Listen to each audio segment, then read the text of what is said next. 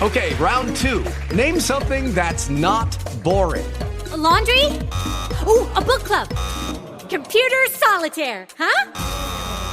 Ah, oh, sorry, we were looking for Chumba Casino. That's right, ChumbaCasino.com has over 100 casino-style games. Join today and play for free for your chance to redeem some serious prizes. ChumbaCasino.com. No purchase necessary. Void where prohibited by law. 18 plus. Terms and conditions apply. See website for details. Lucky Land Casino, asking people, what's the weirdest place you've gotten lucky? Lucky? In line at the deli, I guess? Aha, in my dentist's office. More than once, actually. Do I have to say? Yes, you do. In the car before my kids' PTA meeting. Really? Yes. Excuse me, what's the weirdest place you've gotten lucky? I never win and tell. Well, there you have it. You can get lucky anywhere, playing at LuckyLandSlots.com. Play for free right now. Are you feeling lucky? No purchase necessary. Void where prohibited by law. 18 plus. Terms and conditions apply. See website for details.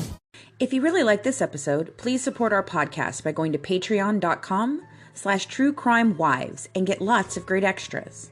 Good Wives Guide to True Crime. We discuss crimes that some may find disturbing. Listener discretion is advised.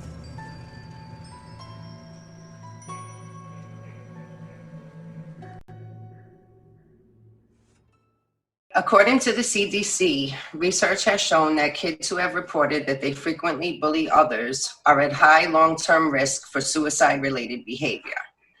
Kids who have reported that they have been frequently bullied by others are at an increased risk of suicide-related behaviors and negative physical and mental health outcomes. Kids who have reported that they have both been bullied and have bullied others, sometimes referred to as bully victims, have the highest rates of negative mental health outcomes, including depression, anxiety, and thinking about suicide.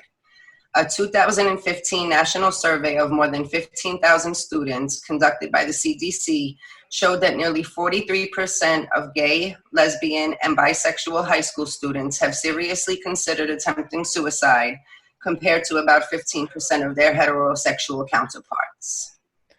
I mean, that's sad. It's sad that we are, not just in our country, but in the world, that this still happens. I think there's a lot of terms that are used to call people, over the internet about bullying. A lot of people will, say, suck it up, deal with it, grow up. But it's, I think, so much harder for people to understand what somebody else is going through, and everybody has their own issues at home and their own personal life. And then when you compound it with situations regarding, sexuality, gender, physical and mental issues, it just really can compound the situation. Right. Yeah. Which is why we're going to be talking about several different cases tonight. What schools can do to make sure something like this doesn't happen. We're joined now by Deborah Pepler. She is a distinguished research professor of psychology at York University and the co-founder of PrevNet, the Promoting Relationships and Eliminating Violence Network. So thank you for making time for us today. Let's begin with the fact that Selvy's mother has said repeatedly that she tried to address the issue of her son being bullied at the school. She said she made numerous complaints. What do you make of the fact that she feels the school didn't do anything about it? Well, if you look at the Education Act in Ontario, principal and teacher's first responsibility is the safety of children in the school. Their second responsibility is to educate children. So I would have to agree that the school has not followed the guidelines in the Education Act, in the Safe Schools legislation that indicates when a student or a parent or a peer comes forward to indicate there's been bullying, they need to investigate it. And not only investigate it, but create a safety plan for a student who's being victimized to ensure that he or she can be safe on the way to and from school and during school hours. And Deborah, just for the purposes of transparency to our audience, I just want to make clear that these two teenagers, the 14 and 18-year-old, have been charged with first-degree murder. We don't know their motives at this point. No one has really, truly clarified what the situation is that led up to this tragic death of this young man, but the mother is specifically saying that she believes it was linked to bullying. So that being said, what would you advise parents to do so that they can better protect their children if they feel they can't necessarily rely on the school itself? Well, I think that the first strategy for parents is to keep the lines of communication open, because young people are very reticent or hesitant to talk about bullying. It's a shameful experience when your peers torment you like that. And keeping the lines of communication open is perhaps the most important thing. Being able to talk about this, problem solve, and move forward. And I would recommend talking to the school, ensuring or recommending to your child that he or she should go and talk to a trusted adult at the school, and keep talking and talking. And the other strategies parents can do is safety planning themselves. It may mean dropping their child off at the school early, picking him or her up early or later, so that they're not traveling, alone on the streets to and from school. That's a heavy responsibility for parents. I think the school should be partnering with parents and ensuring that students are safe. Every child has a right to be safe. Hey folks, it's time to grab your glass of wine, because the Good Wives, Fancy, Colleen, and Christina, are about to serve up another true crime case.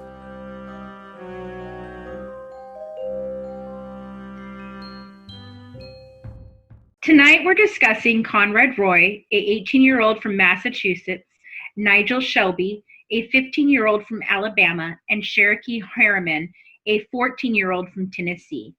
What they have in common is that they died by suicide, and with all three being bullied was involved. This is something that we have been seeing more frequently than we have in the past, and it's more than alarming. Conrad Roy, Nigel Shelby, Sherokee Harriman, Jamie Hubley, Tyler Clementi, Jamie Rodemeyer, Jaden Bell, Rebecca Sedgwick, Cassidy Trevon, Conrad Roy, Mallory Grossman, Andrea Leachman, Rosalie Avila, Gabriel Tay. Some of these names may sound familiar, and others you may have never heard of.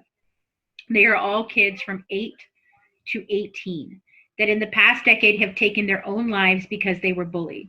There are so many more names on that list, and there's even a case that goes back to the 1800s where a 12-year-old named William Gibbs hung himself after other students at his boarding school consistently bullied him.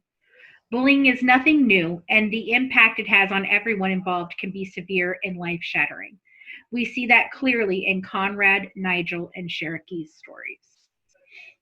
So, this is something that all of us have at one time or another experienced. I think everybody has been bullied.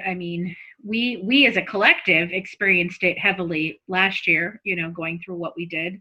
But as an adult, it's hard to deal with, much less what these children have to deal with. All three of my children have been subjected in some ways to bullying. One of my daughters, a best friend did it to her and created a whole Twitter account and tried to pretend she was her and got everybody angry and had planned for her to, show up at this football game where everybody had said that they wanted to beat my daughter up. And my daughter was teeny tiny. Like, I can't imagine if anybody had actually done anything to her, really, what would have happened. And that was by the grace of God that I figured out what happened, because I just happened to check in on her Facebook page to see what was going on there and found out everything. Otherwise, she was getting ready, literally getting dressed to go to this football game that everybody intended to jump her at. And she's always been bullied. She was bullied from a young age. She's always been tiny, and she's highly intelligent. So she looks, very young and talks like an 80-year-old. So doesn't go over too well with the peers in her age group, and my youngest daughter has been mercilessly bullied by friends and others. to the point where, we pulled her out of school for a while to try and keep her from having to deal with it and try to get her anxiety under control. So kids are just cruel. Yeah. I mean, so I'm, the youngest here. And when I was, in school, I moved from a really small rural town where I was pretty popular. I played sports and I was fine. But when I moved into the city where all the kids, got their clothes from Hollister and the mall. And I got my clothes from Walmart. And I was, I didn't have, somebody to teach me how to do my hair, really curly hair and my makeup, like all the other girls did. And so when I started in middle school is when I switched to a different school and moved. And I was just horribly bullied to the point where I was not allowed to sit at a table in the lunchroom. I either had to eat in the bathroom or by my locker. I had no friends. I cried every single day. I told my family, I don't want to live anymore. This is horrible. I don't know what to do. I don't want to live anymore. And that kind of happened several times. Luckily, by 8th grade, I had made, 4 or 5 really close friends. I started dating Tim. And so we've been together since then, and he's been there for me. But it was really hard, and there have been several suicide attempts because of it. And it's unfortunately, as technology has advanced now, the amount of cyberbullying, people don't have to just be a jerk to your face anymore or talk behind your back. They can just do it to you and around you. It's very easy now with cyberbullying. That was what my daughter experienced with cyberbullying mostly. She was bullied when she was little, but not as much. I think that there was more control over it when it was just, a kid bullying you at school. I could go to school and I could take care of it. The same thing when I was young and Christina was young. And we're both in our 40s. And the worst thing that they could do when I was a kid was they could write something about you on the bathroom wall. That's it. It wasn't, yes, there was other things that they could do, obviously fights broke out, things like that. But in terms of like really hard bullying, it was not the same as it is today with the cyberbullying. Don't you agree, Christina? Yeah, I think for our generation, we had an escape. There were times I may have been picked on at school because of my weight when I was younger. But once I left school, I knew I had my circle of friends. I didn't have to deal with it. Right. And I think also the type of bullying is also different. My son, when he was younger, I want to say he was about 8 years old, and there was about 2 weeks where he was having trouble with an older kid in school, and the school was doing absolutely nothing about it. And he came home with a black eye. And once we had a meeting with the school and it was clear, like they really weren't going to do anything, we put him in boxing lessons. And a couple of weeks later, he had another incident, but this time he fought back. And once he fought back, that was the last incident we ever had with him being bullied at school, because they realized like, okay, well, he's going to fight back now. I'm not going to, waste my time with him and move on to somebody else. So I think that also plays a role, when it's physical bullying, sometimes it doesn't take as much as when it's form of mental bullying. I think that can take a much bigger toll on a child especially. But we definitely had an escape where these kids don't. Yeah, well, that's the same thing. I did the same thing, when I was in high school. My mother had always taught me, like there was one point in time, I guess when I was like in kindergarten, these girls dragged me across the playground by my hair. I was the tiniest. I was the little, I was very, very tiny, and the girls were bigger than me. And my mom happened to be at school that day, and she came out, and instead of yelling at those girls, my mom yelled at me, and she was like, "What the hell are you doing? Don't you ever let anybody do that to you. You don't do that." And so, she had always taught me that. And so I learned to defend myself. And in high school, I had a girl who tried some things, and I knocked her clear over 2 bleachers. And then I stood over and I said, "Does anybody else have a problem?" Like, no? Okay. And then nobody bothered me after that. Like it was the end. Like there was no more, like, because they were like, "Oh, dang. Okay. She means it." And even though I was little, I knew how to fight, and And I didn't want to, of course, but I wasn't going to allow somebody to push me around and beat me up. This girl kept hitting me in the back of the head. And when I turned around and I knocked her over 2 bleachers, then that was the end of that. I tried. I gave her 3 outs. I was like, please don't do that. You really don't want to do that. Hey, well, would you not do that? And then I was like, that's it. I'm done. I'm going to hit you. And I think it shocked the hell out of her when I turned around, and I didn't even think about it. I just turned around and I just, it just cold clocked her and she flew. And I was like, oh, wow, I didn't even mean to do all that, but okay. But exactly, we had an outlet for it. I think there was an easier way of us dealing with it. And then, like you said, we could go home and get away from it. We had our circle of friends outside of school. We didn't have a thing that we carried in our pocket all day, every day, with access to people who could do crappy crap to us, Exactly. Yeah. Don't go anywhere. The Good Wives will be right back. If you've been listening to our podcast for some time, then you've probably noticed that there's been some different changes going on. And that's because we've recently switched over to our new hosting platform using Buzzsprout. And we love it. It could not have been a smoother transition.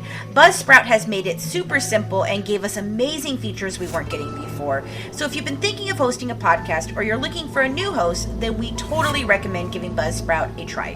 Buzzsprout is hands down the easiest and best way to launch, promote, and track your podcast.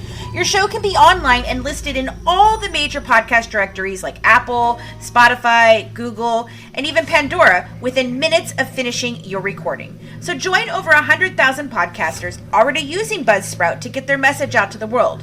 And if you follow the link in the show notes, that lets Buzzsprout know we sent you. And it helps you get a $20 Amazon gift card if you sign up for a paid plan. And it helps support our show.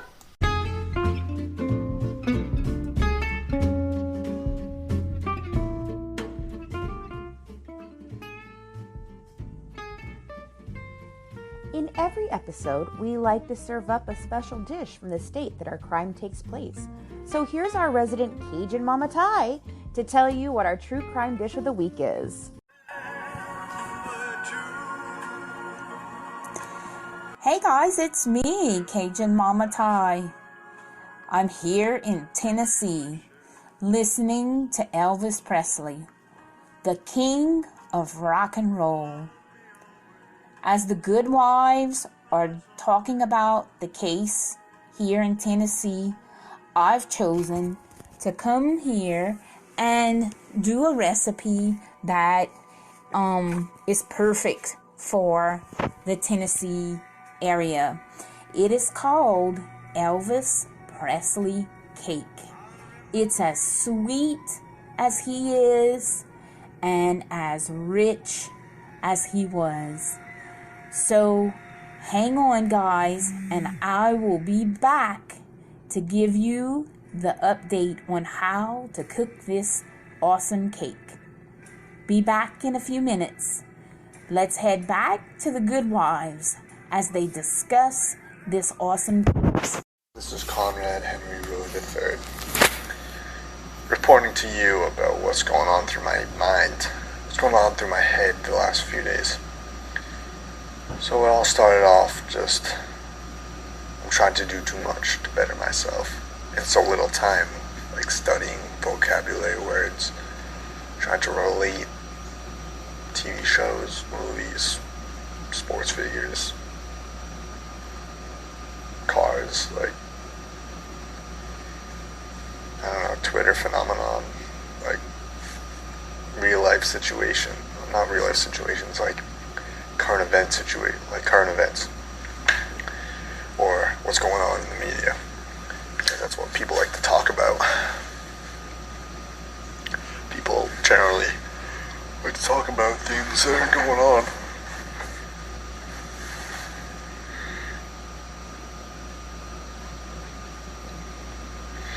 In the media. And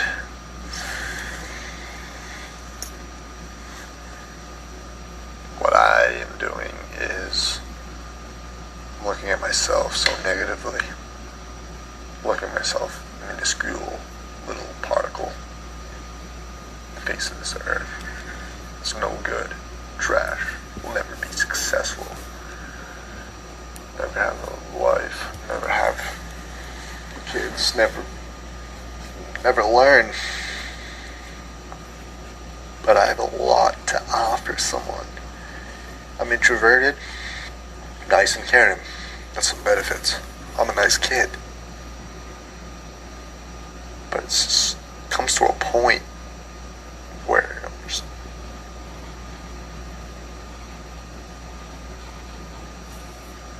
too nice. Well, so we're going to start off with a case that probably isn't what you think of when you hear the word bullying, but it is a case that we most likely have, as everybody has heard of. And this is Conrad Roy and Michelle Carter. And there's a lot of back and forth on whether people believe that their charges should have been there or not. But bullying is not always a group of mean kids picking on their victim, because Michelle Carter actually encouraged her boyfriend Conrad Roy to kill himself when he expressed that he was suicidal. And many people do see that as being bullied to death, where other people, it's, oh, that was just encouraging, that she wasn't the one who killed him. But it's a tough subject for a lot of people who have feelings on this case, since they were both still under 18. Well, this case is hard because it's not, like you said, it's not a clear definition. I can clearly say that I think had it not been for Michelle, that he probably would not have taken his life.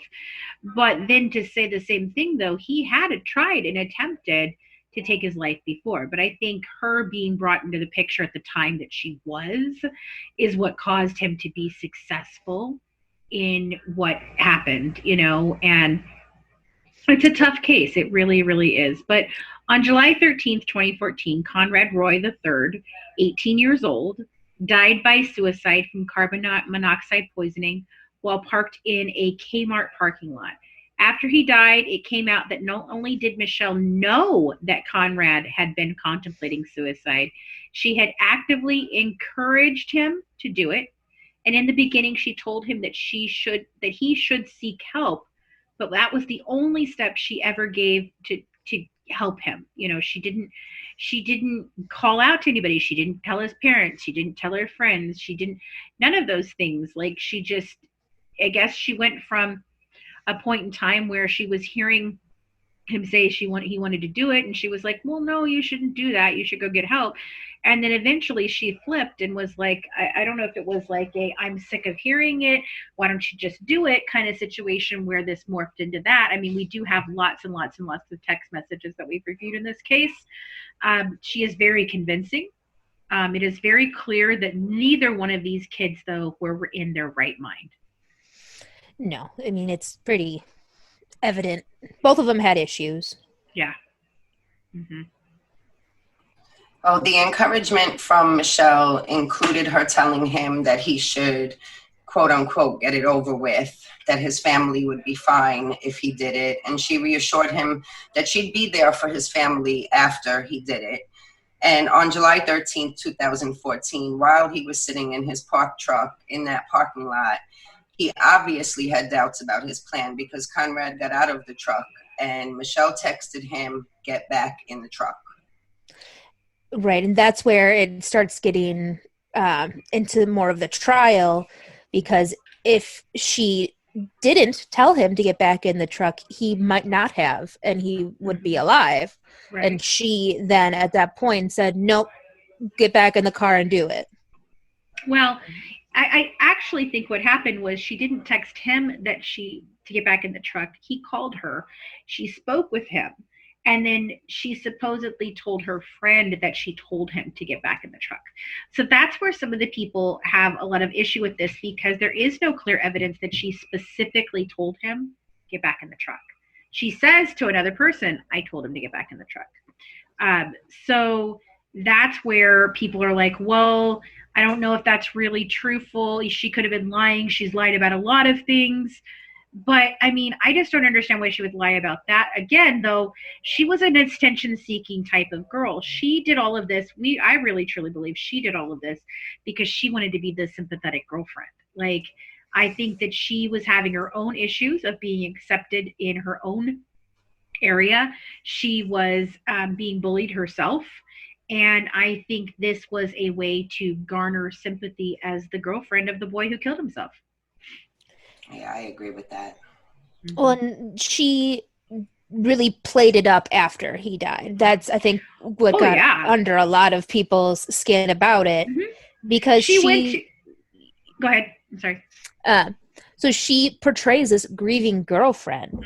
And on September 13th of 2014, she held a Homers for Conrad, a softball game in Conrad's honor. Okay, round 2. Name something that's not boring. A laundry? Ooh, a book club. Computer solitaire, huh? Ah, sorry, we were looking for Chumba Casino. That's right. ChumbaCasino.com has over 100 casino-style games. Join today and play for free for your chance to redeem some serious prizes. ChumbaCasino.com. No purchase necessary. Void where prohibited by law. 18 plus. Terms and conditions apply. See website for details. Judy was boring. Hello. Then Judy discovered ChumbaCasino.com. It's my little escape. Now Judy's the life of the party. Oh, baby, mama's bringing home the bacon. Whoa, take it easy, Judy. The Chumba life is for everybody. So go to ChumbaCasino.com and play over 100 casino-style games. Join today and play for free for your chance to redeem some serious prizes. ChumbaCasino.com. No purchase necessary. Void where prohibited by law. 18 plus terms and conditions apply. See website for details. It was held at the Plainville Athletic League, and many of the people found this to be odd because Plainville is where Michelle lived. And the location made it hard for some of Conrad's family and friends to attend. And those that did said it felt more like an event held for Michelle, where she happily posed for pictures with members of the softball teams. Exactly. And she went to the family. She was like, I am so sorry. I just can't believe this has happened. But no, you fucking knew. Sorry, you knew. You knew it was happening. You knew for months it was happening. You knew the day of it was happening. You knew when he got out of the car it was happening. Don't come here and tell me that you feel sympathy and you're so sorry and you wish you could have done something. You could have done something, and you didn't. Or you could have called 911 when you knew he was in the car. He says, I'm going to kill him myself. And you could have called 911 and be like, hey, he's in the Kmart parking lot and he's suicidal. Well, she could have called anyone. His parents, anybody. Well, right. Anytime. And said, hey, I'm really concerned. He is really serious about doing this, and this is scaring me. But no, instead she went from being, oh, Conrad, don't do it. I will miss you. I love you so much. I can't imagine being here without you, to, yeah, babe, go ahead. I think you should. It's terrible that you're suffering like this. You definitely need to do it. And then going a step further beyond being supportive. You know, there's one thing of her being like, you know, if he came to her and he told her and she was like, well, you know, if that's what you really think is the best thing, then I can't stop you. You know, okay, that's one thing. And then the other thing is a whole month almost of her berating him into doing it. Like, have you done it? Are you going to do it? Why haven't you done it yet? If you're serious about this, you should totally do it. You can't keep playing around like this. You've got to do it. That was what these text messages showed for weeks. And It was brutal. Well, and it's almost like, you know, when her friends or people who knew her, who said, like, she's not really my friend, but she tried to be my friend, that had said, like, she was very much attention seeking, not just about it, you know, Conrad, but in anything. And so I think that, you know, she was losing control of the opinion of her in her area. And you know, the sooner that Conrad could kill himself, the more attention she would get. And so I think that's why her messages really escalated to, why haven't you done it yet? Do it. Why? Are you going to do it? You should do it now. Like, because I think she wanted him to do it so she could get the attention that him killing himself would bring her. Yeah, and in the beginning of October 2014, the Fairhaven police questioned Michelle about Conrad's death, and on February 5th, 2015, Michelle was indicted by a Bristol County grand jury. She was charged with involuntary manslaughter as a youthful offender. The following day, she was arraigned, released on $2,500 bail in order to have no social media, no internet other than for school assignments, and no text messaging other than with her friends, or with her parents, I'm sorry. And then in August of 2015, Michelle's lawyers filed a motion to dismiss the case. On September 22nd, 2015, the judge denied the motion to dismiss the case. Remember in the text messages when Michelle told Conrad to get back in the truck? Well, the judge cited that message as being sufficient for probable cause. So this is a crazy case too, because they chose for her to not go to like juvie. They send her to like they forgo the case after it's decided and everything comes down, and they like wait till she's an adult for her to serve time. I've never seen anything like that happen before, really. I don't know. Maybe I've never seen it, but maybe it does exist somewhere else, but I've never seen the way this case go down. Like, really. I mean, was it that they were that confident that on appeal they could get her out of it completely? So they figured, let's stay everything as long as we can because we'll get her off on appeal and she won't ever do any time. Yeah, I don't really know. And you know, I mean, everything that, yeah, I think so, because like basically the defense team appealed the state Supreme Judicial Court, but in July 2016, the indictment of Michelle Carter was upheld and the motion to dismiss was denied. Then about a year later, they go back in on June 5th, 2017, and she waives her right to a jury trial. So the next day her trial begins. The prosecution describes Michelle as needy, a needy person who craved attention and used Conrad Roy's death to get it. The defense stated that Conrad was suicidal for years, insinuating that he would have taken his own life with or without Michelle's encouragement. But on June 13th, both sides conclude their case, and the verdict was in the hands of Judge Moniz. And 3 days later, on June 16th, Michelle Carter was convicted of involuntary manslaughter. In August 2017, she was sentenced to 2.5 years in jail with 15 months to be served and the rest suspended plus 5 years probation. So, and this is when they come in and they ask to go and have it till she can serve until she's, you know, older. And I don't know. That was just weird. Like, why would you want her to go to an adult prison instead of a juvenile detention center? Doesn't make any sense to me. I'm wondering if maybe in the juvenile prison, if they have like more social, you know, things where there's more communication between prisoners, and maybe they were worried for her and like her safety and her mental capacity. And like maybe in the adult prison, she could at least be kept in more isolation. I don't know, but I'm thinking if they knew that she had issues with attention seeking and with bullying as a bully and being bullied, that maybe she had too many issues to go to a juvenile facility. Well, once they ask for the stay, the judge issues the stay in her sentence, and in that time, they're exhausting all of her appeals. And on February 6, 2019, the Massachusetts Supreme Judicial Court ruled that Michelle Carter acted with criminal intent when she encouraged Conrad Roy to kill himself. So Michelle began serving her sentence on February 11th, 2019, and on January 23rd, 2020, she was released early from prison due to her good behavior. I'm sure it doesn't feel like justice for his family. No, not at all. I'm sure. And you know, there was a doctor that appeared on her behalf, a psychologist or a psychiatrist. I can't remember which one. I always get those confused. I know that there's differences, but you know, whatever. I know one can prescribe medication and one can't.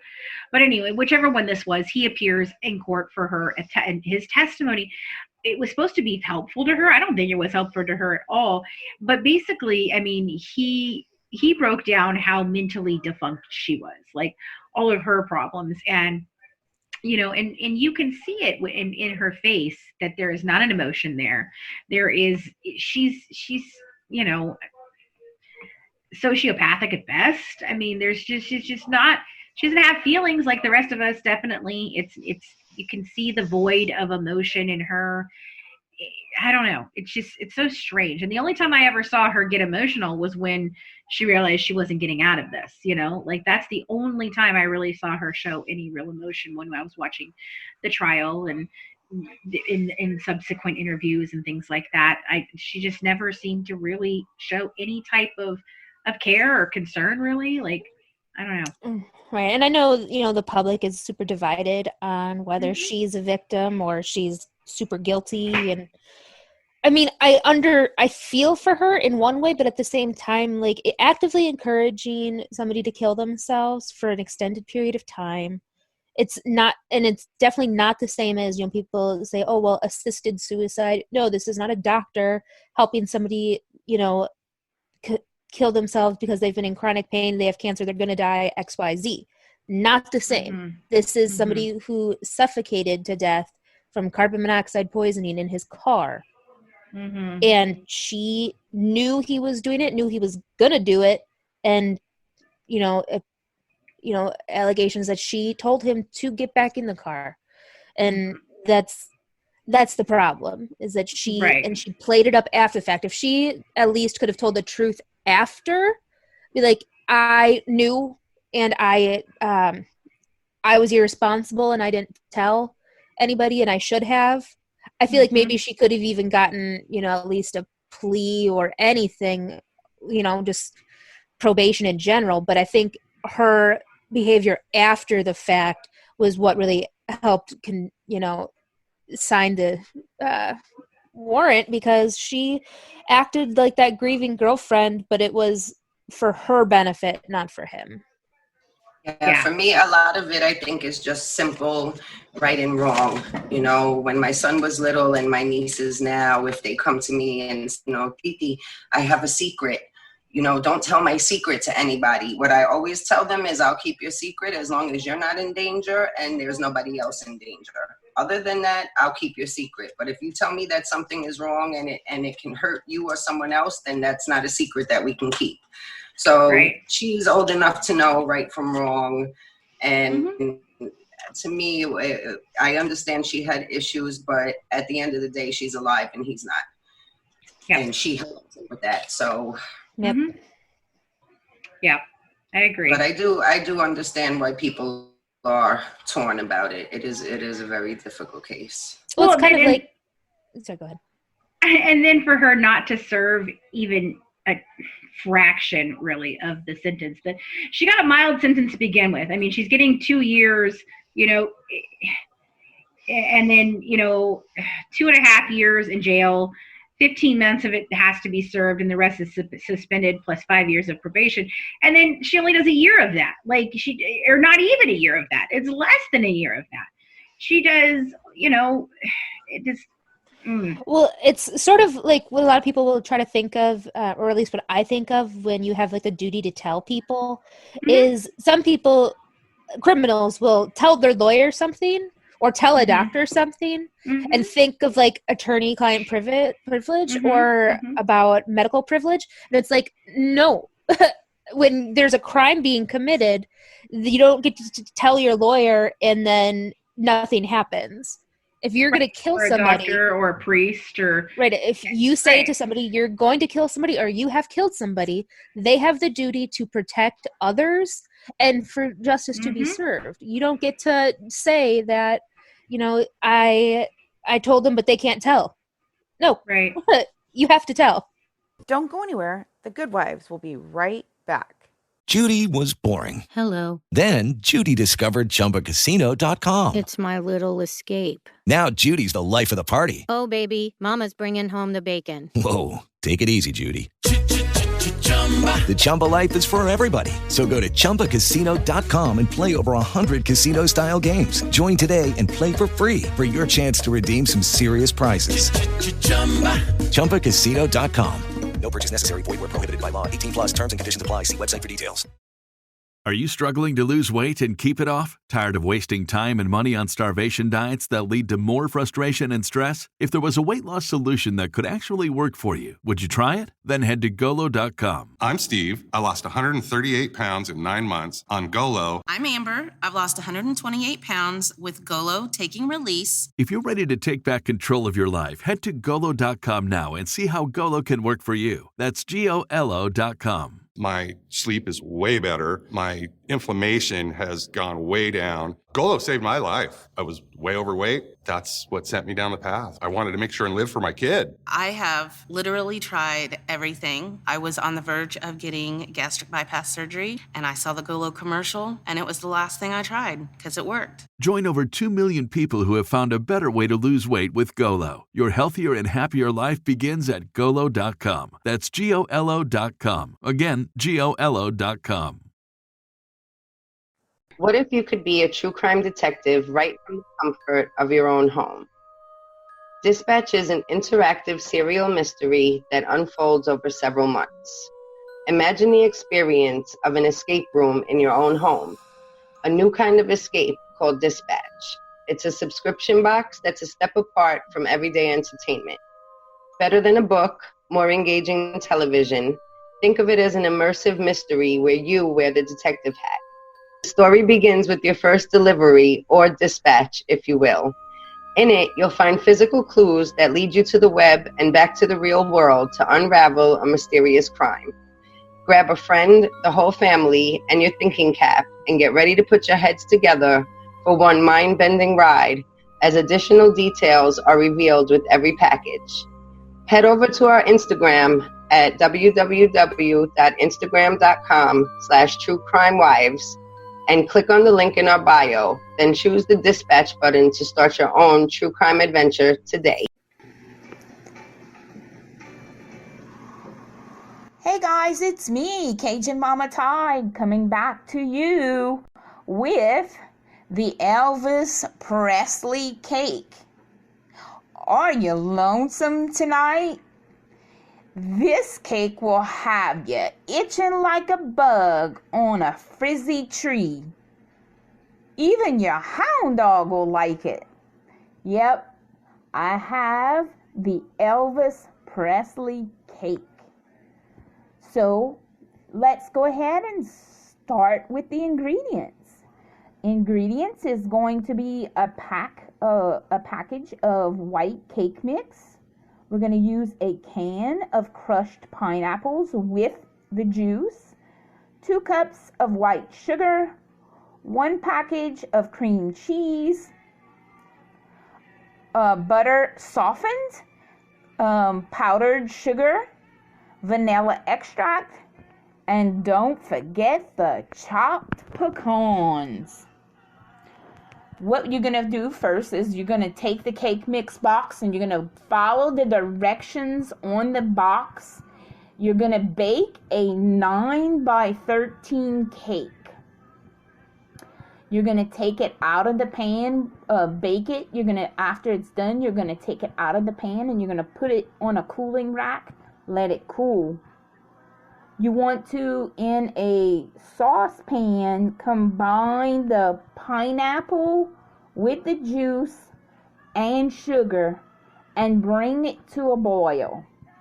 You want to stir it with a spoon and have it cool, spoon it over the top of the cake and continue to have the cake cool. In a large bowl, we're going to mix our icing. And we're going to put the butter, the cream cheese, and we're going to blend that with a mixer until it's nice and smooth. Once it's smooth, you're going to add in your powdered sugar, your vanilla, and you're going to continue to mix it until it's smooth. You'll add in a few pecans. You'll mix it well. Spread that cream cheese over the top, the cream cheese frosting over the top of the pineapples. Once that's done, you will the cream cheese frosting will drain over the sides. You can put some pecans around the edges, pecans on top. The reason why I chose this recipe, not only because Elvis Presley is from the great state of Tennessee, but it's also, he's also one of my favorites recording artists of all times. He was the king of rock and roll, died way too soon, and was super awesome. So this is a tribute to the great state of Tennessee and the great man Elvis Presley.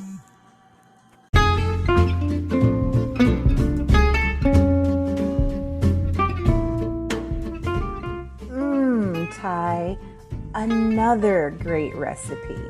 For the full recipe that was shared tonight, join us at our exclusive membership club at www.patreon.com/truecrimewives.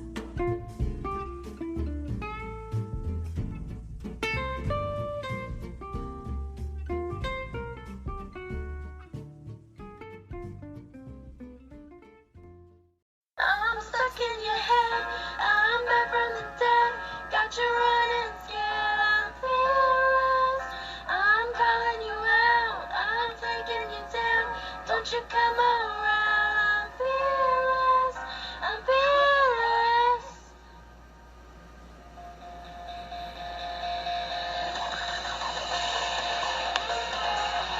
Whoa. Whoa.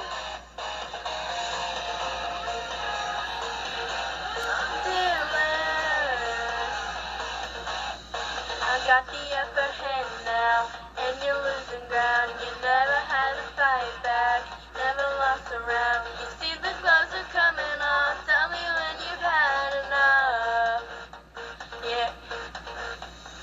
Ready for a showdown, and we're face to face. I think I'll rearrange it, put you in your place. You don't get the best of me, Sherokee, you're afraid of me. I'm stuck in your head, I'm back from the dead. Got you running scared, I'm fearless. I'm calling you out, I'm taking you down. Don't you come around, I'm fearless. I'm fearless. On September 5th, 2015, 14-year-old Sherokee Harriman walked into a small park in Tennessee. She approached a small group of teens that were her alleged bullies. While they watched, Sherokee pulled out a kitchen knife, stabbed herself in the stomach, and died that night. This is one of those like brutal ones. It really is. And there's so many questions in this case. Again, like that's what's so strange about each one of these, that there's definitely questions in this. I don't know any young girl who dies this way trying to commit suicide. I just don't. I question it completely. And this case is tragic. It runs really deep. She was 14 years old, but she had already been through a lot in her short life. She had a father who was in prison most of her life and had only connected with her about a year before her death. Sherokee wanted to try and foster a relationship, but it had not been successful. And Cherokee's mother claims that he knew about Sherokee, but her father claims that he did not. So she was abandoned by her birth father at a young age. Her stepfather, Mike Edwards, told us what a kind and caring heart she had. And he told us that all she ever wanted to have was love. And if she was given a book to write in, she'd probably just write love in it 1,000 times. Like, so, I mean, it just, I think this is, as we get into the more details of what happened in this case, and as you hear Jude Yates' interview and Mike Edwards, her stepfather's interview that we did, you're going to have some questions too, because it doesn't all add up to suicide, in my opinion. I'm not saying that it was murder, but it was either an accident or a daring kind of thing, or something happened in what happens here. Right. Because this is not this is not your suicide normal way of going. Right. Most of the time when it involves, like men typically will, to kill themselves, they will shoot themselves. Whereas women do it more, not violently. So a lot of overdosing and cutting. And so typically if somebody's going to kill themselves, they slice long ways down their arms or legs or both and bleed out. Or they'll do both. They'll overdose and do that in a way to try to kill themselves quicker. Men also have a tendency to also jump off of high buildings. And so Tim, when he worked at a rehab center, he a lot of times would have patients there who had tried to kill themselves and had failed, and then they're on a ventilator for the rest of their life. And typically it's almost always men because they are not successful in the shooting themselves correctly zone. But to be stabbed in the stomach is to me the biggest issue. Yeah, no, and the whole thing is so. Cherokee's described her family as sweet, caring, and extremely talented. And at the beginning of the episode, we actually played a clip of her singing. That was her. And she's super talented. She was an artist. She was a singer. She loved writing. But she had, these good and bad days.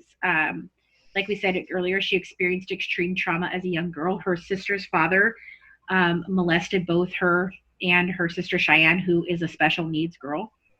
So while their mother, Heather, was at work, and the girls didn't tell their mom, and she claims she only found out when DCFS was there to take the girls away.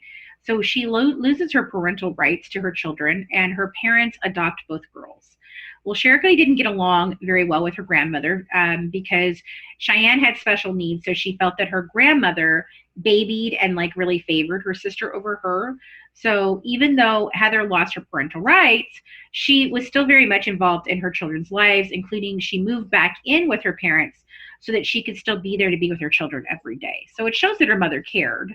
And, then she met Cherokee's stepfather, and within just a very short amount of time of him becoming involved in their lives, I guess Sherokee asked him if he would be her father, her dad, if she could call him dad. And that was very heartwarming to him, but he was just so surprised that it happened so very quickly. And that shows that she was the type of girl that really was looking and striving for someone to connect with in that father figure, Oh, it's so sad. It's really sad. So Sherokee was diagnosed with several mental health disorders. The latest one before her death was schizophrenia. And it's a disorder. Schizophrenia is a disorder that affects a person's ability to think, feel, and behave clearly. The exact cause of schizophrenia isn't known, but it's a combination of genetics, environment, and altered brain chemistry and structure may play a role.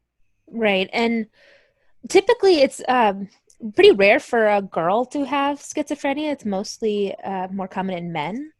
But we don't know, and there are different types of schizophrenia too. But schizophrenia is typically characterized by thoughts or experiences that seem out of touch with reality, disorganized speech or behavior, and decreased participation in daily activities. And there's also can be difficulty with concentration and memory. A lot of people think of paranoid schizophrenics or disorganized schizophrenics. And so there are different types. Right. And it's usually a lifelong treatment and often involves a combination of medication, psychotherapy, and specialty care services. So because she was diagnosed this way, she was enrolled in a behavioral school due to some of her aggressive natures that she displayed due to her childhood traumas and her mental health issues. So she'd had a lot of issues with other kids, but one of the things that her stepfather talked about was that she had issues with other kids who had issues with her, and maybe she didn't deal with them well, but it wasn't just one-sided. It wasn't just she had aggressive towards these kids that had no aggression towards her. Judy was boring. Hello. Then Judy discovered ChumbaCasino.com. It's my little escape. Now Judy's the life of the party. Oh, baby, mama's bringing home the bacon. Whoa, Take it easy, Judy. The Chumba life is for everybody. So go to ChumbaCasino.com and play over 100 casino-style games. Join today and play for free for your chance to redeem some serious prizes. ChumbaCasino.com. No purchase necessary. Void where prohibited by law. 18 plus terms and conditions apply. See website for details. Are you struggling to lose weight and keep it off? Tired of wasting time and money on starvation diets that lead to more frustration and stress? If there was a weight loss solution that could actually work for you, would you try it? Then head to Golo.com. I'm Steve. I lost 138 pounds in 9 months on Golo. I'm Amber. I've lost 128 pounds with Golo taking release. If you're ready to take back control of your life, head to Golo.com now and see how Golo can work for you. That's GOLO.com. My sleep is way better. My inflammation has gone way down. Golo saved my life. I was way overweight. That's what sent me down the path. I wanted to make sure and live for my kid. I have literally tried everything. I was on the verge of getting gastric bypass surgery, and I saw the Golo commercial, and it was the last thing I tried because it worked. Join over 2 million people who have found a better way to lose weight with Golo. Your healthier and happier life begins at Golo.com. That's GOLO.com. Again, GOLO.com. You know. Oh, her grandparents sent her to the behavioral school after claiming that Sherokee had grabbed a can of gasoline because of anger she felt towards her grandmother and was pouring it around the house. Now, her stepfather, Mike, still questions if this really happened. And he said when she was released from the facility, he was there, and it was just such a hard life for Sherokee to live. Yeah. So Mike and Heather, so mom and stepdad, had filed reports with her school asking for help with the bullying. And despite a no-tolerance policy in the school, they didn't do anything to stop the bullying that she was experiencing. And unfortunately, we do see this very common. Some schools have no policy at all about bullying. Other schools say they have a no tolerance, but there's no enforcement of that, especially even when the victims say, I'm being bullied, I need help, they're not leaving me alone, I need help. And the school a lot of times will say, well, you shouldn't have said this, or don't talk to them, or there's nothing we can do. Or kids will be kids, or, you know, oh, it's not that bad. You need to learn to deal with things like this. Yeah, it becomes this way. And, you know, I'm all for explaining to your kids that, you know, there are always going to be people that don't like you. There are always going to be people that, you know, as an adult even, that you're going to have to deal with that you probably don't like and don't like you. You know, there's all these different things. But when it crosses a certain line, like, there is a point where a school has to get involved, and generally they don't. And it's almost like, I know for myself with my children, getting the school to do anything was damn near impossible. Like, my school didn't do anything at all. I had the group of kids that were in a grade above me had actually made T-shirts to bully me. That is going beyond. Your school should have been sued for that. Right. Well, they told my dad that I shouldn't have said whatever I had said, and it was my fault. It doesn't matter. That does not give it. I don't give a shit what you said. It does not give children the right to sell T-shirts. They make fun of you. Yeah, it was hard, and I think it was a sophomore in high school, and oh my god, like I don't think I was dating Tim at the time. I think we had broken up for a few weeks. And it was, you know, I had considered switching schools, but it was at the point where I'm like, I had a horrible time even normalizing myself into this zone. If I transfer high schools in the middle of high school, I'm just going to have to go through the same experience again. And I just kind of just dealt with it. But it was like pulling teeth to get them to do anything. And they still didn't do it. I eventually was able to like get one of the kids who was selling the T-shirts, their younger sibling was in our grade, and I got them to stop. But in the end, at the end of high school, it was still on our senior class T-shirt. How is it on your senior class T-shirt? They put like a hashtag with what I said, and because I was so over it at that point, like I had a few friends, or more than a few friends. I was pretty middle society at that point, and I was like, fine, I'm going to buy one of these. I'm just kind of going to give you all the middle finger. Like, screw you. Like, I'm in on it at this point. Screw you guys. That's outrageous. Yeah, and so I'm assuming that it only has gotten worse as technology has advanced. Yeah. So on the day of Cherokee's death, Mike and Heather had been running a cleaning service, and they were heading out to a new client. So Cherokee had asked if she could go along with them, and Mike told her that because it was a new client that she could not go. And he feels super, super like guilty because of this, because he feels like if she had gone with them, then this wouldn't have happened and Cherokee would still be here. So he has to live with that forever, and he feels terrible, and it's so heartbreaking to hear him talk about that. But she texted them while they were at the client's place asking them if she could go to the park a block from their home, and she had gone there really quite a bit, so they said that was fine, you know. And her mother just told her, hey, you need to check in with me, make sure that you're messaging me. And she had broken her phone just a couple days beforehand, so she actually had her mom's phone, and she would have, you know, to message, she had to message Mike. So but it's crazy, like, and so she went to the park the first time, and everything was going okay until she had some words with this group of girls. And I guess in this group of girls, there was an ex-boyfriend of sorts that was in there as well, you know, and the new girl that she had the most problems with was dating this boy, but he had talked about wanting to get back together with Cherokee, which, you know, I mean, this is like 14-year-old love, you know, goodness gracious. Been there. And the police, that's what they end up chalking this up to, is it was an argument over a boy. And I'm sorry, I think this goes way further than an argument over a boy, folks. But anyway, so she leaves and she goes home, and she told her mom that there was some girls there that she was arguing with, but that she wanted to go back. And at this time, nobody knows that she has taken a knife from the kitchen. And when she asked if she could go back, they said okay, but told her that she was going to be okay, and if the bullies were still there, that, you know, she needed to leave and go back home. So Heather said that was fine, but that if so, you know, like, you don't stay there, don't argue with them, go home. And so she said she would. Well, it wasn't much longer after that one of Cherokee's friends texts Mike and is telling him that they should check on Cherokee.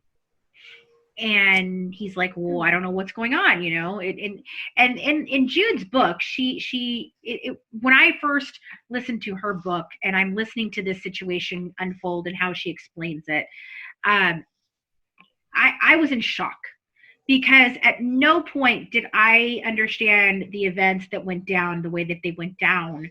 Like, all these kids do nothing. Like, she bleeds out in the park, folks, and nobody calls 911. Nobody. And it shocked me. And so basically, he speaks to this friend, Mike speaks to this friend, and she asks if Heather was with Cherokee. And when he said no, she told him that Cherokee had been stabbed. Like, what in the world? Like, so wait a minute, you're going to ask me if my wife is with my daughter, but yet you know that my wife is not with my daughter because you're in the park with her and you know that she's been stabbed. Are you serious? Oh my God. So he thought at first it was a prank. Like, he thought that they were being stupid kids. And so he conversed with them more, but finally he decides he's going to hop in the truck and he's going to head over there. So he has no idea that nobody has called 911. He has no idea. He doesn't even know if it's true or not. First of all, he doesn't know that anybody hasn't called 911. He gets there, and he arrived. The kids had all said that they panicked. They didn't know what to do, despite the fact that one of the kids was a child of a former police officer. No. She's the one who was the girl that was dating the ex-boyfriend. Despite the fact that one of them is putting pressure on the wound in the stomach because she sticks. So what happens is she literally plunged herself in the stomach with this knife. Now, some people think that maybe she fell on the knife. Some people think that maybe it was like I'm going to show you type of thing. You know, I don't know what happened in this park that day. Only these kids who aren't talking will ever know. But it's like they're putting pressure on the wound. These are not 5-year-olds. These are not 8-year-olds. These are 14 to 18-year-olds. You're telling me that not a single one of them thought through their mind, hey, we should call 911. Yeah, that's bullshit. Well, and they know one of them's a daughter of a police officer. You know when you're 14 to call 911. You know when you're 7 to call 911. Like and just for somebody to call her dad, like, right, hey, like you your called daughter me? stabbed her, right? Like Cherokee stabbed herself. Like, okay, did she like cut her finger? Like, what do you mean stabbed herself? She stabbed herself, right? Like, what are you talking about? Well, what? No, and so then Mike is the one who actually calls 911 at this point while he's at the park. So Mike had told us that he thinks that that she wasn't intending on suicide that day. She was never suicidal, and that she was excited about working on a car that he had owned, and they had talked about getting it from him when she was older.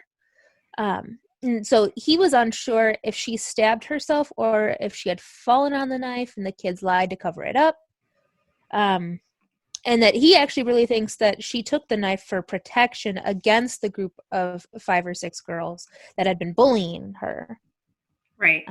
Which, I mean, yeah, it makes, a little bit of sense, but like she didn't have to go back to the park.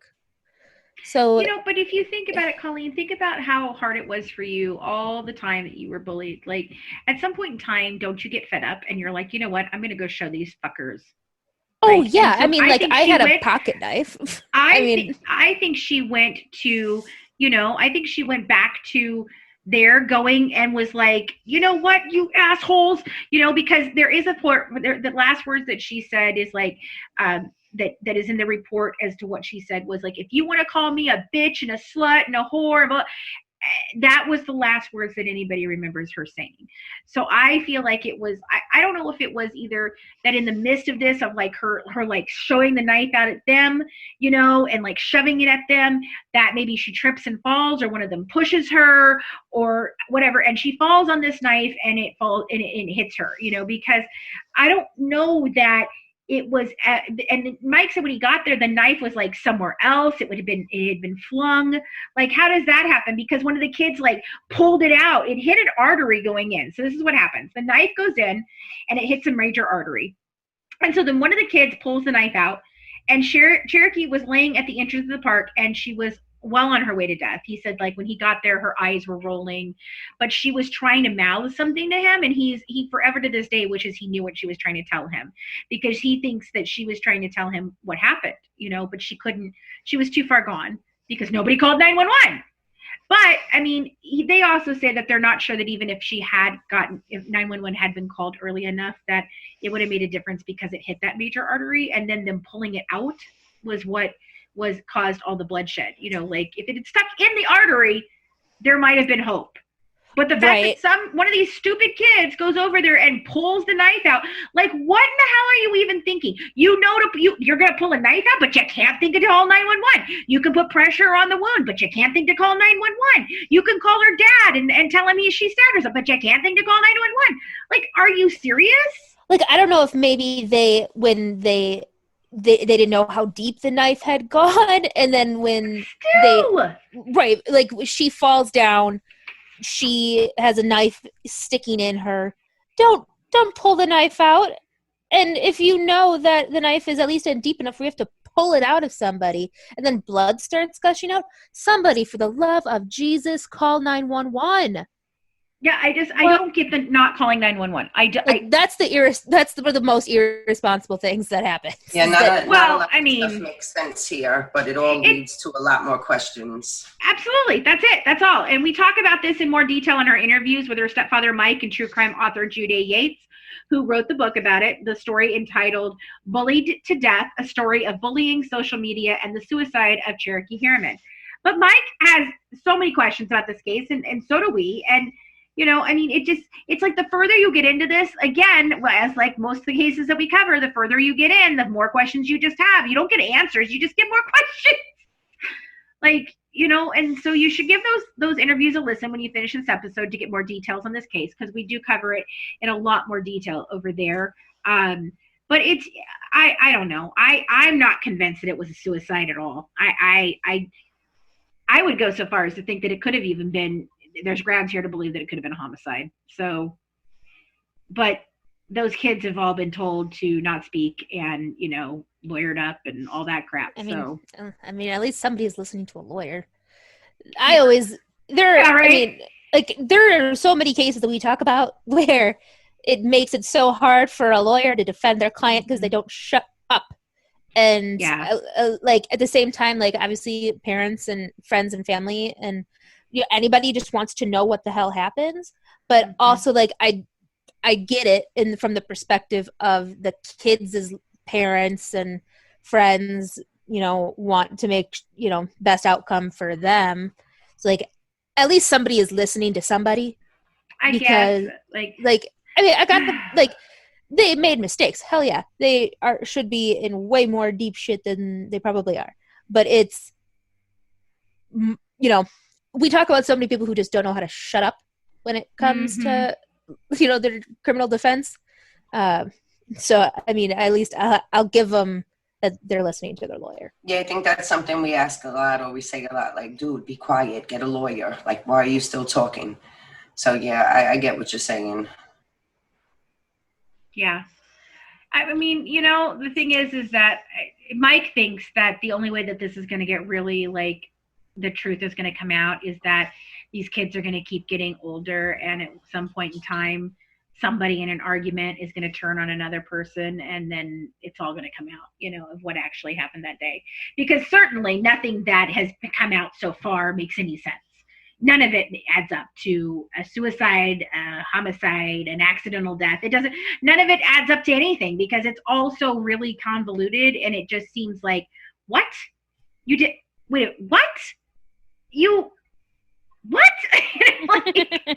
It just doesn't make any sense. And it's one of those things where, eventually maybe the truth will come out, but so far I don't think we've heard it. Don't go anywhere. The Good Wives will be right back. So you often hear and see us Good Wives sipping a glass of wine. And one of our favorite wine clubs is California Wine Club. California Wine Club only works with small wineries, and they hand select 2 bottles of wine each month and ship them straight to your door. Now, you don't even have to go to the liquor store to have a sip of bubbly with us. How cool is that? We absolutely love hearing from our listeners, and we'd like to invite you to send us a question for us to answer or a case you'd like us to cover. You can drop us an email at goodwivesdish@gmail.com, and we might feature it in one of our next episodes and give you a shout out. Right now, we are also hosting our #LoveWins Scholarship Fund. If you're a college-age student who would like to enter, send us a 30-second video telling us about how you lead with love. Email your entry to us with a little bio about yourself and your educational goals. And if you'd like to learn more about our #LoveWins campaign for peace, merchandise, or donation details, go check out our informational video on youtube.com/murderbydesign. We look forward to hearing from you.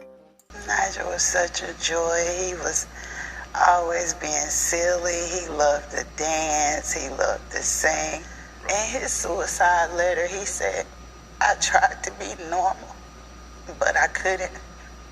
It broke me. He said, Mama, I can't help that I'm the way that I am. African American youth are significantly more likely to die from suicide compared to Caucasians. Why do you think that is? The pressure. Like, you're going to go through a lot in this world being a black man. You're going to go through twice as much being a gay black man. Nigel's case was a little bit different simply because he told me that he was having thoughts of suicide. I started taking him to see therapists. I actually thought he was getting better. He had started doing normal stuff again, wanting to play with his friends. And at that moment when I finally started to let up and I thought he was okay, that's when he really wasn't. Nigel Shelby was a 15-year-old from Alabama who died by suicide on April 18th, 2019. He was a handsome, sweet, and well-mannered young man who loved everyone. His mom, Kamika Shelby, doesn't want Nigel to only be remembered because he took his own life after being in a relationship, being bullied for being gay. She wants his legacy to be so much more because Nigel was so much more. He was full of joy, sunshine, and light. Oh, God, these are so sad. Right. I mean, most of the time, unfortunately, these are just kids and their brain is still developing. They have feelings, and a lot of times they're very sensitive people. You know, almost all of us are empaths, and we have a lot of emotion and feelings. And the fact that, you know, they get, you know, this mercifully bullied because of who they are and, you know, how they look and how they act and, you know, their sexuality is not okay. You know, especially for us, like obviously, you know, June is Pride Month, and it's the, you know, LGBTQ, you know, society, and being Pride. Like, if you are not, you know, if you believe in, you know, against homosexuality and, you know, very much religious, okay, but you don't have to be in a homosexual relationship. Like, well, you know, I think in a lot of these cases, you hit the head on the, you know, the nail on the head. I'm sorry, I can't why I couldn't say that. The nail on the head, because you said that, you know, a lot of times these kids' brains are still developing. Well, so are the minds of the bullies, you know. And I'm not trying to be sympathetic here to them. However, in some ways I am, because a lot of them, the bullies are bullied themselves. A lot of times they're bullied at home, you know, or by other people older than them or something like that situation. So it teaches them to be who they are. And the same thing, like, they don't understand what they don't understand. So, you know, I'm not saying condoning what happens or the fact that these kids, you know, were right, but I do think that we have to think about that too, in the fact of, okay, so they're bullying him because he's gay. Well, they themselves may have struggles with their own sexuality that they're not talking about. So they're bullying somebody else. Or they may not understand it because they are developing too. So, you know, this is a hard thing to think about, but you got to think about what is happening in that bully's head. I agree with you 100% on that. Most of the time, these are kids. They have their own issues. They have their own things that they're going through that they may not understand or know how to cope with. But I think that's why these schools need to be more responsible. They need to be more accountable. And it needs to be a real no tolerance policy. There needs to be some form of counseling that can help these kids so that it doesn't get to these situations. Right. Nigel dealt with bullying and depression, but he was also an outgoing kid. He was an aspiring performer with a heart of gold, and he was a freshman at Huntsville High School. He came out when he was 13, and he was always loved and accepted by his family, but he did tell his mom that his sexuality made him a target and that those bullies would say hurtful things to him. Yeah. Now, the school claims that they were unaware of the bullying, and at a school board meeting after Nigel died, Huntsville City School Superintendent Christy Finley said the community needed to do more to teach children the values of acceptance, generosity, kindness, helpfulness, and simply put, the value of just being human. And as far as we like to think that we have come as people, what the superintendent said obviously had merit, because in the week after Nigel died by suicide, a local deputy was placed on administrative leave for writing a homophobic comment on a Facebook post about Nigel. So we have a long way to go still. Oh yeah. Well, even as adults, we have a long way to go. If that's not evident right now, I don't know what is. Oh yeah. You know, I mean, and I think that's one of the things what we're trying to do with our Love Wins campaign is, you know, try and be that voice for peace and hate not being something you don't fight hate with hate, you know, you fight hate with love, and it's the only way we're going to overcome. And as people, we have to learn to be more kind to people. Yeah, it just more accepting, more tolerant, but not tolerant of bad behavior, but more accepting of people in general, you know? Yeah. Politicians, musicians, and other celebrities spoke out after Nigel's death, pleading for the hate to stop and for tolerance and love toward the LGBTQ community. Nigel's mom said she hopes her son's death can highlight the harmful effects of bullying and encourage tolerance. She told NBC News, quote, "I definitely want to bring awareness to the bullying because when kids are struggling with their own identity, if they're going through stuff already and you have other kids who are making them feel bad about themselves, it has an even bigger impact than if they weren't struggling with those things," end quote. I mean, it reminds me of the movie Valentine Road. It was a documentary about back in 2008, a eighth grade student shot his classmate Larry King twice in his classroom because Larry had identified as homosexual, but also as he was more feminine. Like potentially some people had described him as almost being more transgender. And Brandon was he had some Nazi memorabilia kind of stuff. And so it reminds me of that, the less tolerant people are and of certain populations.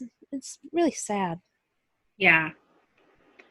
And in June 2019, Kamika Shelby gave a public statement saying, "After my son passed, I learned that he had several discussions about homosexuality with such school administrators and was told that being gay was a choice." Kamika Shelby said in a statement released on Are you struggling to lose weight and keep it off? Tired of wasting time and money on starvation diets that lead to more frustration and stress? If there was a weight loss solution that could actually work for you, would you try it? Then head to Golo.com. I'm Steve. I lost 138 pounds in 9 months on Golo. I'm Amber. I've lost 128 pounds with Golo taking release. If you're ready to take back control of your life, head to Golo.com now and see how Golo can work for you. That's GOLO.com. My sleep is way better. My inflammation has gone way down. Golo saved my life. I was way overweight. That's what sent me down the path. I wanted to make sure and live for my kid. I have literally tried everything. I was on the verge of getting gastric bypass surgery, and I saw the Golo commercial, and it was the last thing I tried because it worked. Join over 2 million people who have found a better way to lose weight with Golo. Your healthier and happier life begins at Golo.com. That's GOLO.com. Again, GOLO.com. Are you struggling to lose weight and keep it off? Tired of wasting time and money on starvation diets that lead to more frustration and stress? If there was a weight loss solution that could actually work for you, would you try it? Then head to Golo.com. I'm Steve. I lost 138 pounds in 9 months on Golo. I'm Amber. I've lost 128 pounds with Golo. If you're ready to take back control of your life, head to Golo.com now and see how Golo can work for you. That's Golo.com. My sleep is way better. My inflammation has gone way down. Golo saved my life. I was way overweight. That's what sent me down the path. I wanted to make sure and live for my kid. I have literally tried everything. I was on the verge of getting gastric bypass surgery, and I saw the Golo commercial, and it was the last thing I tried because it worked. Join over 2 million people who found a better way to lose weight with Golo. Your healthier and happier life begins at Golo.com. That's GOLO.com. Again, GOLO.com. Released a while back. "I was never contacted by school and informed that my son was struggling with sexual identity and regularly having discussions with school administrators." She also stated that people at his school knew that he planned to take his own life, and I need to find out who knew and why nobody told me until after he died. So again, here we're seeing, and being told that it's a choice, that just pisses me off. Like, how dare you just tell some kid who's telling you that they're struggling, "Oh, well, it's a choice, just stop." Right. It's, blaming the victim. Like, no, don't blame a victim. You blame the perpetrator. They don't have to say evil things and to bully somebody to the point where they feel that they have no other choice but to kill themselves. You don't then blame the victim. Well, you don't have to be gay. You don't have to, you don't have to not wear makeup, or don't have to, be overweight, or you don't have to say this. Like, there are so many, things, and that's also like, people getting bullied because of their ethnicity. It's like nobody can change, their skin color. Nobody can be like, okay, well, I'm making fun of you because you're Asian, and be like, they can't change who they are. It's right. It's just it's horrible. You can't change. Sorry. Oh God, I'm so tired. You can't change the color of the skin. You can only change the heart within. Oh, I love that. Yeah. And I just came up with that on the spot too. But it's the truth. It's yes. the truth. You can't change the color of your skin. I don't care whether you are, racist against Black people, racist against white people, whatever it is. Why are you racist against anybody just because the outside of their skin is different than yours? We all bleed the same blood. Right, and we're all pink inside. Basically, you're mad because someone has more or less melatonin? Right, that's like, okay, well, brown bears versus black bears versus polar bears. Right. They're still a bear. We're still a human. It's just the amount of pigment in your skin. Say that again, fancy. Melanin. Melanin? Yeah, instead of melatonin. Oh, yeah.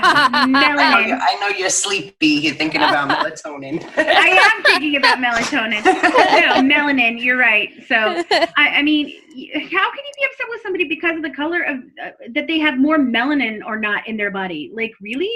It's absolutely ridiculous. That's like, blaming girls for being, their gender. Blaming somebody for their sexuality. It's not a choice. You think if people could make that decision, they would want to be bullied and ridiculed for the rest of their life? No. Knowing the society that we live in? No. No. They love who they love. They are who they are. I mean, but wait, I love that when people say it's a choice, I ask them, well, when did you make the decision to be straight? And they're like, well, what do you mean? I always knew I was straight. I'm like, okay, so why is it so hard to believe that someone has always known they're gay? Why do you think like they picked the date on the calendar and said, okay, today I'm choosing to be gay?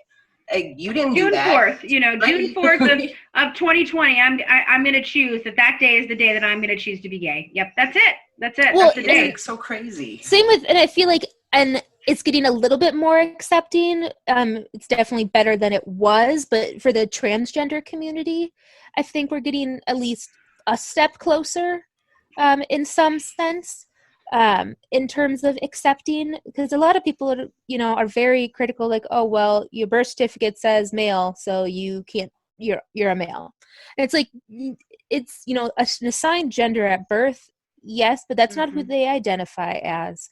And a lot of them say that they knew their whole life, their whole childhood, they started feeling that way since they were a kid. I think that goes back to mental health even more than just a homosexual situation. I think that like for your brain to tell you that your body is not right, something is going on in your brain. And I think that needs to be much more involved looking at what is causing them to feel this way, that they are not identifying with what their body is. Instead of trying to change who they are, you need to find out why this is happening. Nobody is bothering to look at why that's happening, but that's so much more of what the problem is with mental health in the first place. It's something that we pretend just doesn't exist. No, we don't want to talk about that. We don't want to talk about that because, mental health. Scary topic. So many more times, if you had more discussions about mental health and mental health was so much more advanced than it is, I don't think that we would have as many of the different things that are going on as are going on now. But because mental health is so frowned upon that it's such a taboo subject to even discuss at all, or for you to come out and say, yes, I suffer from bipolar disorder, I suffer from depression or anxiety or, whatever it is on top of something like this, it's so not accepted, no matter what it is. If we can't even accept that somebody has anxiety, how on earth can we possibly be expecting, to accept people that come out and say, I don't feel right in my own body? Like, we can't accept anxiety, for heaven's sake. Well, right. And a lot of times, mental health conditions work on each other. Right.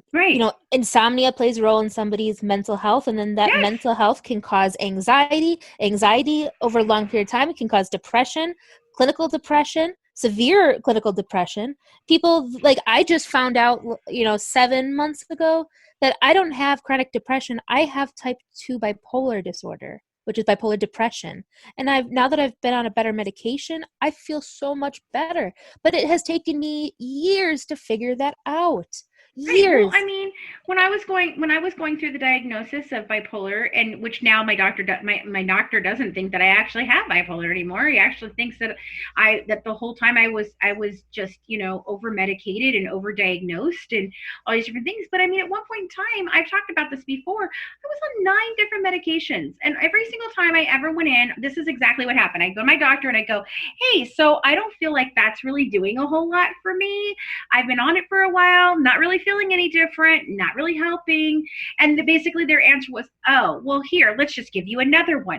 Never was the answer, well, what's going on? Well, does it make you feel like this? Does it do this? Do you feel this way? No, we never talked about that. Nope. Oh, that's not working completely by itself. Here, let's just give you another one, until we were at 9 medications. And I finally went, are you fucking kidding me? No, we're stopping this. I'm not doing this anymore. And then I went to my doctor and had to have, you know, I went to my regular doctor, because by that point in time, I'd given up on therapy because I was so frustrated with the situation of the therapy system in the country, especially if you're not on, you know, private insurance. If you're on public insurance, if you're insurance through the state, your options for being helped in mental health is like slim to nothing. And if you do go, it's a really shitty facility, usually with subpar people in there. So it's terrible. And so I gave up hope on that. So basically I went to my original doctor, my just general practitioner doctor, and was like, hey, I need to get off all this medication. I'm not taking it anymore. Well, I don't recommend that. Well, I don't recommend living the way I'm living anymore either. So we're going to stop this medication, because I'm not going to drive my child to school anymore, not knowing how the hell I got to school, back home, nothing. That's not happening anymore, dude. I've got to stop this.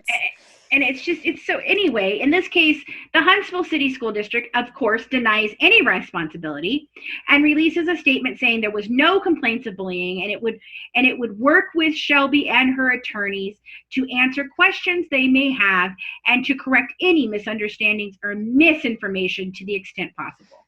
The statement included that the administrators and counselors of Huntsville High School had a close relationship with Nigel during his time at the school. No shit. Maybe because he was telling you he was gay and he was being bullied? I don't know. But that the high school, they worked with Nigel to ensure that he felt at home at Huntsville High. I mean, obviously not. Right, and it makes me concerned when people don't admit to, you know, the issue at hand, because, you know, the lie makes it worse. And then, you know, if the mom and, you know, family and friends know that he was, you know, seeking help, did the school then purge any record of that? You know, did they, oh, well, we don't want to have that anywhere, so let's delete it out of the notes or shred the notes? You know, yeah, but they'll help as much as they can. Yeah, it's, you know, and obviously I don't know that they did, but it always makes me suspicious when, you know, the story is different that much. Well, you know, when they're saying that they worked closely with them to feel at home, obviously that's a statement that you don't make unless there's something going on.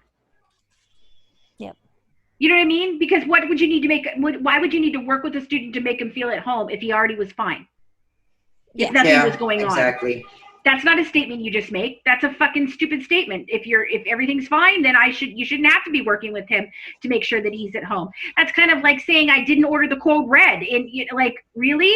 You didn't order the code red? Okay. Like, you know, if you've ever seen A Few Good Men, I'm referring to that in that situation where he's like, well, you shouldn't have had to order a code red, because by having to order a code red for them to take, you know, that they shouldn't take any action means that you said earlier that your men never take action that you don't tell them to take. So why would you need to order a code red? Right? You know, so it's the same kind of situation. Like, why are you saying that? Yeah. That makes no sense. Yeah, it doesn't make sense. So attorneys were retained by the family to investigate Nigel's death, but at this time we're unaware of any lawsuits filed. But we're definitely looking more into this case, and we'll keep you updated further with any information that we receive about it. And this is something for you VH1 Love and Hip Hop fans may know the name. Milan Christopher.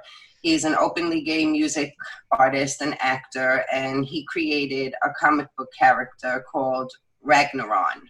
And it's a fictional comic book character that was designed to be the first openly gay black male superhero. And he's illustrated by artist Michael Luster, and he was created as a dedication to Nigel. That's so nice. That's so nice. That's so sweet. Don't go anywhere. The Good Wives will be right back.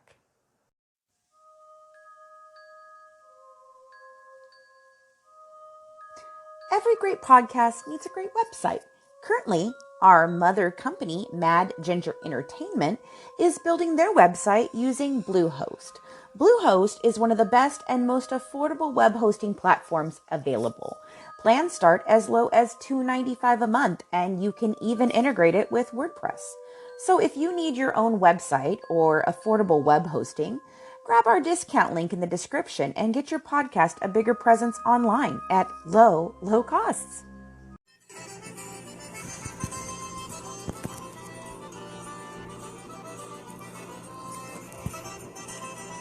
Bonjour, mon ami. Hey guys, it's me, Cajun Mama Ty. Yeah, I'm back in Louisiana, and I'm sitting on my front porch, and I have a Cajun word that I think is perfect for the case we're talking about today. So, every culture has bullies in them.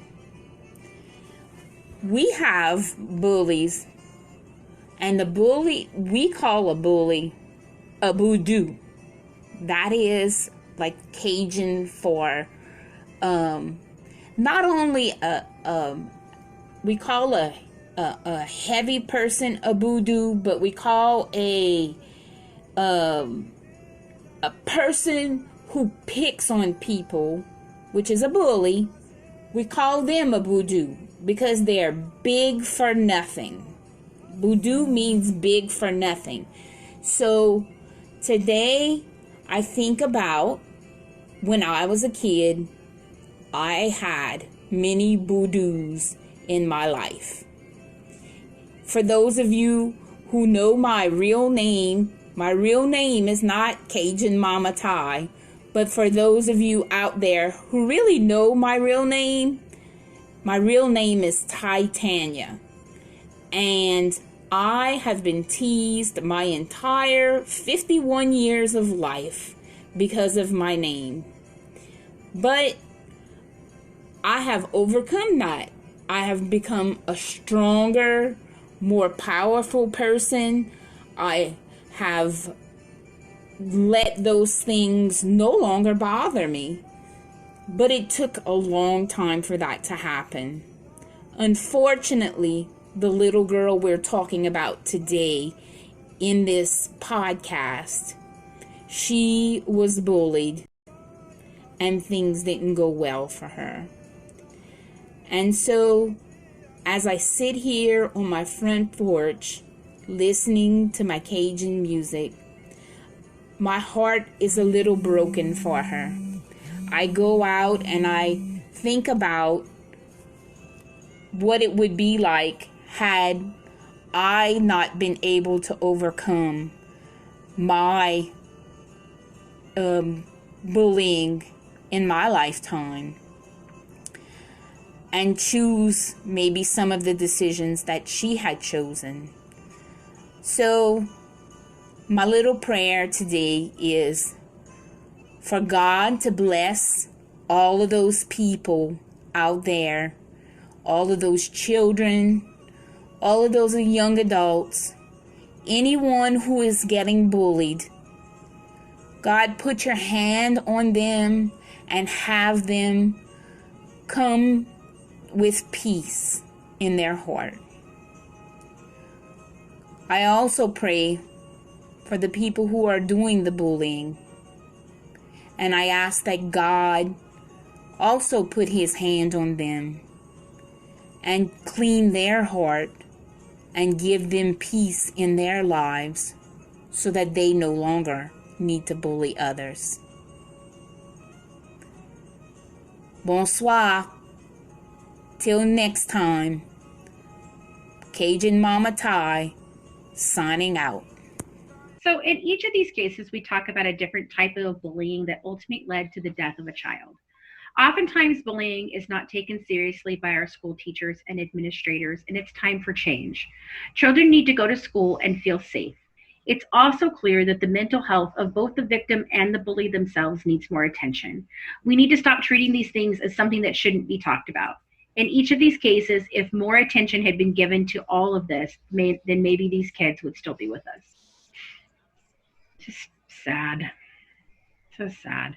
And it's not the only case, like there's so many of these cases, like several of them lead to murder, there's a Skylar niece ended up in murder by her two best friends who, bullied her and killed her. You hear about the Slenderman girls, who tried to kill their best friend, for some weird, crazy thing. And, but I mean, it's not isolated, the Columbine and.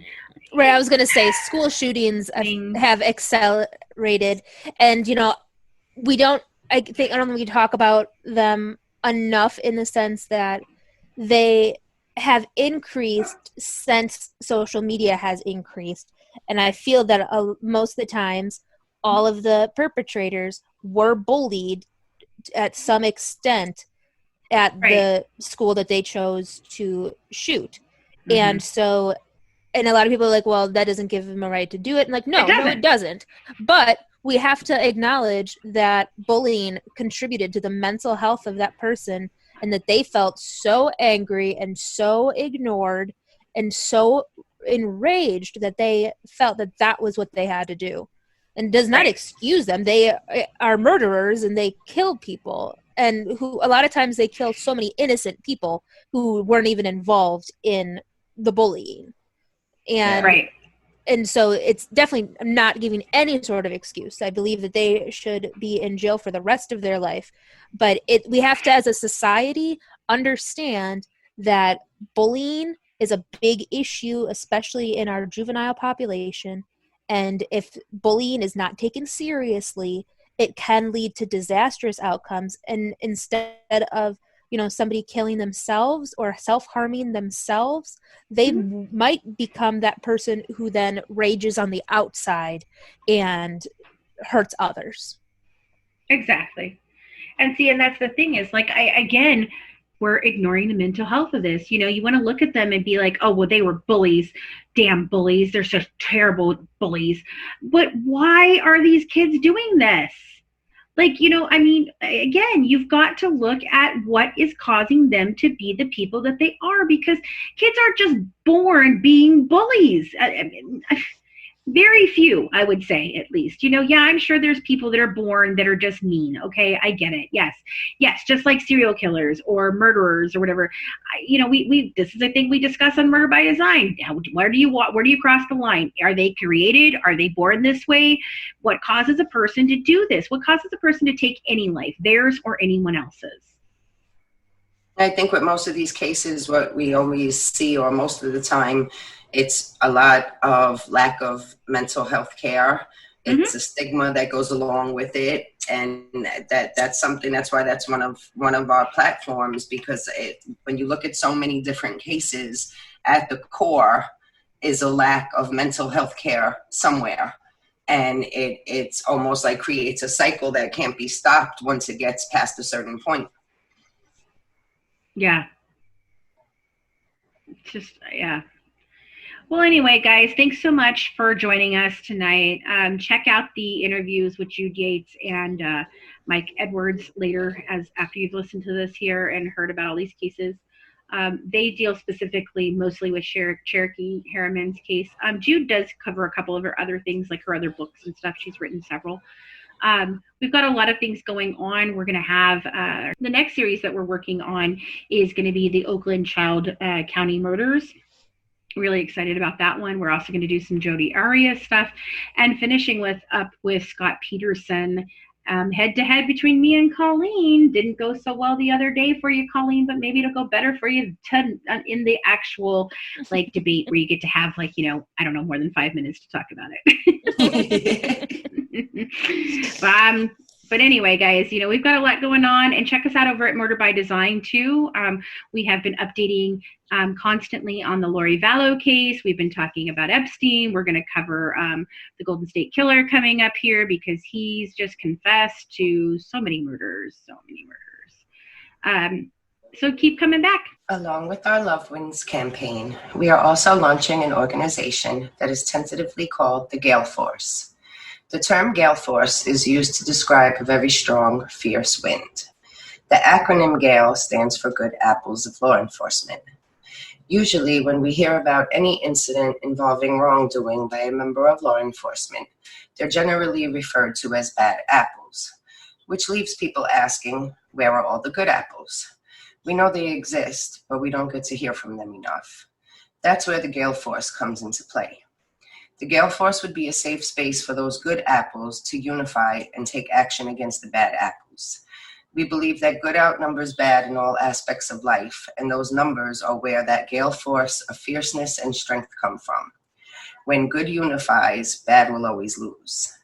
There are issues in the law enforcement profession that need to be rectified, and we believe that the best way to resolve them starts from within.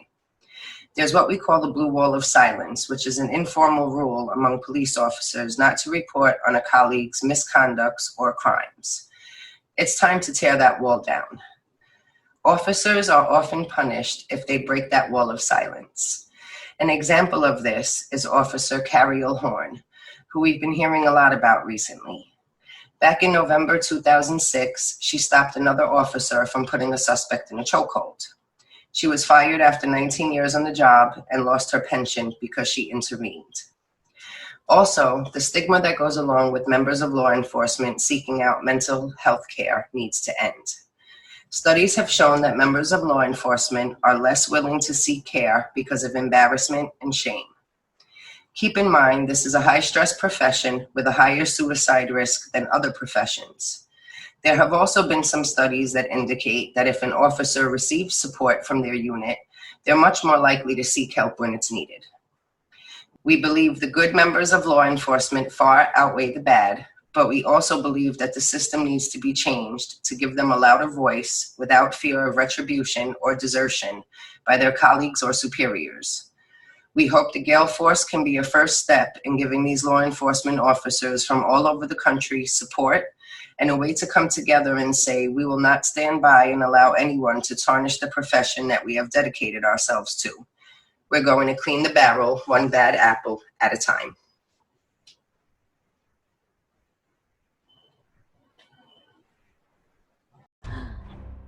Thanks so much for tuning in and dishing true crime with the Good Wives.